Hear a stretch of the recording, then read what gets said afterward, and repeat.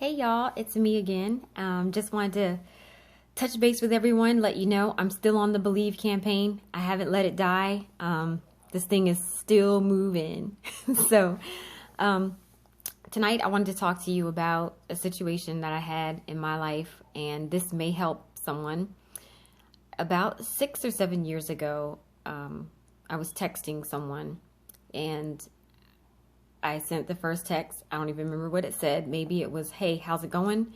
And I didn't get a response. So I sent a second text and said, "Hey, did you get my message?"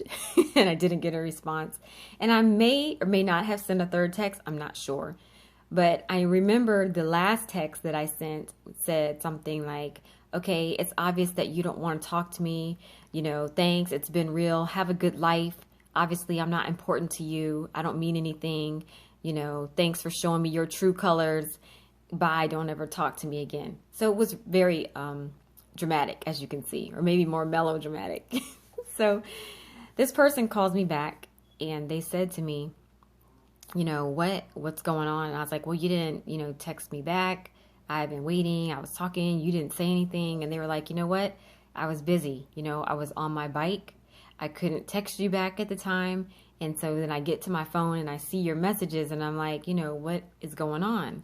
And he said to me, "Who did this to you? Like, who made you like this to the point where your emotions, your self-esteem, your everything is tied into whether or not I respond immediately to your text message?"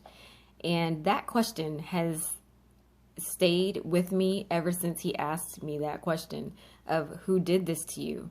And that's my question to a lot of people out there today who have given up. People who are saying they're not going to try anymore. It's just not worth it. I don't believe in love. I don't believe that I'll ever be debt free. I don't believe it's meant for me to be happy.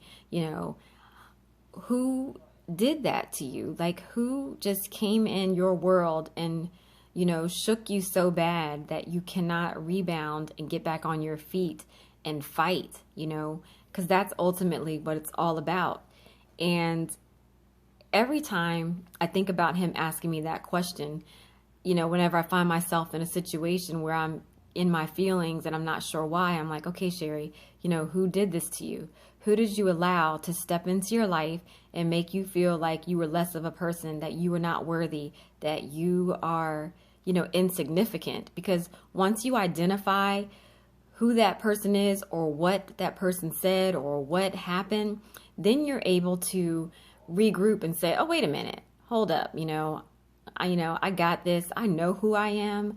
I know where I'm going in life, and I'm going to do it with or without this person." So if you found yourself in a relationship that ended or it didn't go well, and you felt like your identity was tied into that relationship, you allowed that person to take that, role in your life. And that's not how it's designed to be. I mean, people come together, they should come together as two whole people, so that in the event something doesn't work out or something happens, and nobody wants that, but that you walk away and you may be hurt, but you're still the person that you were when you went in it, if not even better, because you were connected with the right person, if you understand what I'm saying.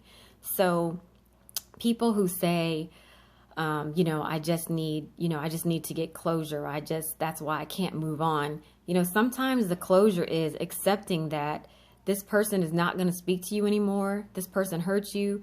You've been hurt by a situation, and your closure is in recognizing and acknowledging that, and then making a conscious effort to move on. So if this is you today, tonight, this week, my question for you is, who did this to you? Who did this to you? So think about that. And when you think about that, we're going to work on some ways of building you back up again and getting you back out there and back on your feet, because that's what it's all about. You've got to go back to believing in yourself.